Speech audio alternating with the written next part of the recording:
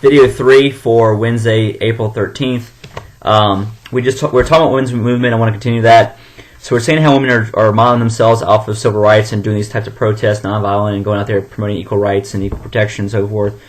Another lady who was outspoken this time was a lady named Gloria Steinem. Steinem spelled S-T-E-I-N-A-M.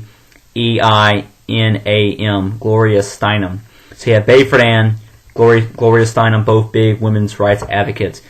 Gloria Steinem was a leader and big feminist of the 1960s and the early 70s. She helped found this magazine called the Ms. Magazine, MS Magazine, because that was one thing women fought up against too. Like Miss, like M-I-S-S, and Mrs., M-R-S. Those also show you like that as a woman you're identifiable whether you're married or not. So if you're M-I-S-S or M-R-S, it's a way to be tied to a male. So she made this magazine called Ms. Magazine, MS, which just denote just a generic woman, which is what they prefer. But she was a big time voice that spoke out against inequality towards women and so forth. So if you ever see anything about Gloria Steinem or about Betty Friedan, they were some of the voices of the 60s and 70s that spoke out against oppression. Gloria Steinem was also one of the people who promoted the ERA, the Equal Rights Amendment. That's our next little blurb, Equal Rights Amendment. If you recall, the Equal Rights Amendment was actually written a long time ago by Alice Paul. Alice Paul was one of these ladies in the 19-teens who promoted suffrage, so she was a suffragette. But after that amendment got passed, she felt like there should be an Equal Rights Amendment on top of the suffrage amendment. She wrote it back in the 1920s, but it never got passed. So don't forget about Alice Paul. So in the 1960s, whenever you see this resurgence of women's rights movement again, you're going to see women like Gloria Steinem call for the ERA to get passed again. And that was a pretty big victory they got whenever they got Congress to pass it. So in 1972, feminists put enough pressure on Congress to pass an Equal Rights Amendment in Congress. However, if you know the process, the Equal Rights Amendment has to pass Congress, and it has to go through and pass the states. So it passed Congress, it got out to the states, and over the next decade, it got to 35 states. It needed 38 to pass, but by the late 70s, it didn't get 38. It got 35, but it fell 3 states short of passing and becoming a national amendment. So the ERA never got passed to this day.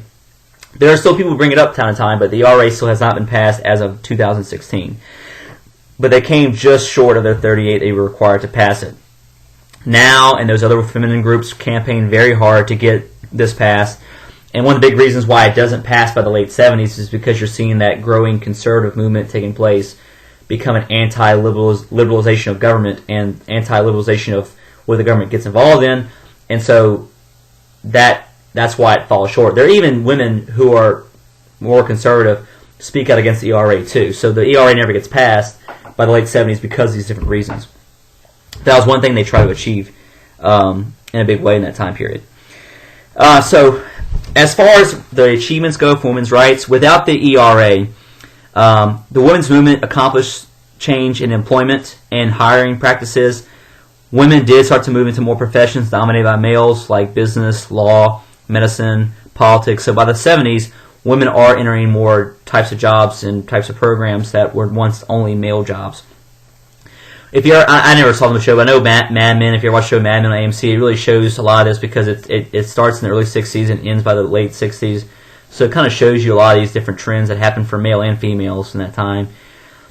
Women today still face what's called a glass ceiling, which means they still can't have exactly the same rights as males. Even today in 2016, women are still paid less than men. It's like 75 cents to a dollar that males get paid. So women are still living in a male-dominated world, but it certainly is better now than it was back in 1960, whatever. But that's still a challenge that has not been completed. And like I said, there's still people pushing for our Equal Rights Amendment today too, but has yet to pass. All right, so now switching gears to the Vietnam War. We're going to start Vietnam War here a little bit, and then I'll stop the notes with this, and then if I'll either have another set of video notes for Thursday, or I'll be there Thursday to give them to you one-on-one. So we're going to start with Vietnam. It's just a new slide. We already discussed some of the foundation stuff with Vietnam. And there's no issue more tragic for the whole country in general than Vietnam in the 1960s and even 70s. 2.7 million Americans will serve in Vietnam. So 2.7 million Americans will serve in Vietnam. And I can guarantee there's people who serve in Vietnam in Zachary if you ever want to talk to them. over 58,000 Americans died in Vietnam. So over 58,000 Americans died in Vietnam. And it became a very costly war, and one that made very much anti-government and so forth. But the whole point of the Vietnam War was to try to contain communism and stop the spread of communism, which won't work out, and so it's seen as this huge failure. And do we ever have to necessarily be involved in this in the first place? And that's something we'll address as we go throughout this. All right, so the first blurb here is early stages. So the 1960 debates between Nixon and Kennedy, the Vietnam territory was barely mentioned. We were already involved in Vietnam, as if you recall. Eisenhower had already started giving money and supply to South Vietnam to keep it in power, but barely mentioned in all 1960. But each year after that, America is getting more and more involved with Vietnam, and eventually, when the LBJ becomes president, we're going to go to war with it, and it becomes the dominant thing that LBJ is remembered for. All right, so first look at Kennedy. JFK adopted Eisenhower's domino theory. So just like Eisenhower, who thought if Vietnam follows the communism, then all these other countries around it would follow communism as well, JFK believes the same thing. So JFK continues to give money and support to South Vietnam because they were anti-communist and try to prevent a communist spreading. We also have thousands of U.S. Army soldiers who go out under Eisenhower and under JFK to train the South Vietnamese Army. We're not fighting yet, but in the 50s and 60s, up until 1964, whenever we have the first, when the war breaks out for us, we already have soldiers there in Vietnam, about 16,000 by 1963. But they're not combat soldiers. They're there to help train the South Vietnamese Army. So that's happening under Eisenhower, it's happening under JFK, before the war begins for us. So we're only there for support, only there for training. We also helped them develop what's called these strategic hamlets. The leader of the South, No Dinh Diem, and that's a name we've already covered in the past, but the leader of the South, No Dinh Diem, had a lot of problems with uprisings of rebellions in the South. So like in the South, you have this rebellious group pop up called the Viet Cong. Viet Cong, so V-I-E-T space Cong, C-O-N-G. The Viet Cong were people who lived in the South who wanted to overthrow No Dinh Diem's government because they felt like it was corrupt. So they're not from the North, but they lived in the South, but they were pro-North. They were pro-communism. They were pro-Ho Chi Minh. So they began to take up arms and begin to attack various points of South Vietnam. They wanted to get rid of the government. So the whole time, No Dinh Diem is trying to keep these guys under control and suppress them. He starts creating these things called hamlets, spelled H-A-M-L-E-T's, to put people he think are the good guys inside of these hamlets. So he puts the good people in the hamlets for protection. He removes peasants from their villages and puts them in these like fenced-in barracks for their own protection. But the thing is, they don't want to go, number one, because they don't want to leave their home. Number two, we can't tell if they're good or bad because it's not the Viet Cong wore bad guy uniforms. So he put these people in these hamlets, or he did, not us, he did, and it didn't work out because you could have enemy dress up like a regular person, go inside, and then like one night open the gates up and let all the bad Viet Cong come in and shoot everybody up. Because now it's like shooting fish in a barrel because all the good villagers are on these one strategic location. So this effort trying to separate the good guys from the bad guys was a failure from No Dinh Diem because it didn't do what it was supposed to do as a result. He was also very oppressive, No Dinh Diem, to his people. He was very pro-Catholic, so he was anti-Buddhist. So he opposed and was very strict on a lot of these Buddhist cultures and so forth. It got so bad there were some Buddhists who actually set themselves on fire in the Capitol, and I have pictures of all this in the PowerPoint.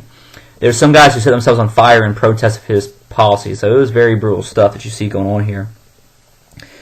JFK wondered if we could help them win this conflict at all, but eventually what ends up happening is that No Dinh Diem is assassinated. 2 weeks prior to Kennedy being killed, No Dinh Diem is assassinated by his own people. We kind of find out about this. We don't do anything to stop it. And then 2 weeks later, of course, Kennedy's killed. So now it's LBJ's responsibility. So as of November of 1963, LBJ is now the guy in charge of what happens in Vietnam, which I'm going to go into the Tonkin Gulf Resolution, and we're going to stop there for today's notes. All right, so LBJ became president when things got worse for Vietnam. There were after No Dinh Dim's fall, there are 7 different governments that are going to pop up in South Vietnam, so it's very unstable. The long story there, short story of that is, it's just a very unstable government because they're going to go through leader after different leader after different leader over the next several months in South Vietnam. So things are getting pretty chaotic there in South Vietnam. LBJ was criticized in 1964 for being weak and not putting down the Viet Cong and the problems that Viet Cong represented in the South. So finally, we get our chance whenever there's a U.S. ship supposedly attacked in August of '64. So it's right before LBJ wins his election in that year. But in the August of '64, there's a U.S. ship called the USS Maddox, spelled M-A-D-D-O-X. It's supposedly attacked by North Vietnamese forces off the coast of Vietnam. We'll find out years later that probably wasn't really the case, but at the time we thought we were attacked or being fired upon by North Vietnamese. So Congress saw this as a good reason to get involved in Vietnam. So Congress and LBJ passed what's called the Gulf of Tonkin, Tonkin spelled Tonkin, so the Gulf of Tonkin Resolution. So in August of '64, Congress and LBJ sign off on what's called the Gulf of Tonkin Resolution. This is the closest thing we have to a declaration of war. So there was never a declaration of war for Vietnam. The last war we had that was actually declared was World War II. But this was the closest we have to that.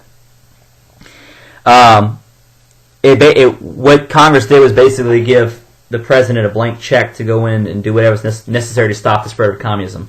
So the Gulf of Tonkin Resolution gave LBJ this ability to have this blank check to go into South Vietnam and protect it at all costs, stopping the spread of communism, which basically meant he could go send troops in and basically start a war here in South Vietnam. And doing whatever necessary measures it took to protect South Vietnam. Critics later called this illegal, which pretty much it was, but that doesn't come much later.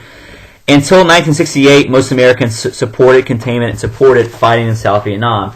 So overall, most Americans, from the time this was passed in '64 until '68, the first 4 years of the war, most Americans felt like this war was justified, this conflict was justified. We were over there fighting to protect America, protect communism from spreading and so forth, all about containment and so forth. So keep that in mind. Most Americans felt like it was okay to have in the first 4 years or so. But as time goes on, we're going to see LBJ is going to have a much harder time than we thought, and it's become a massive political dilemma for him too.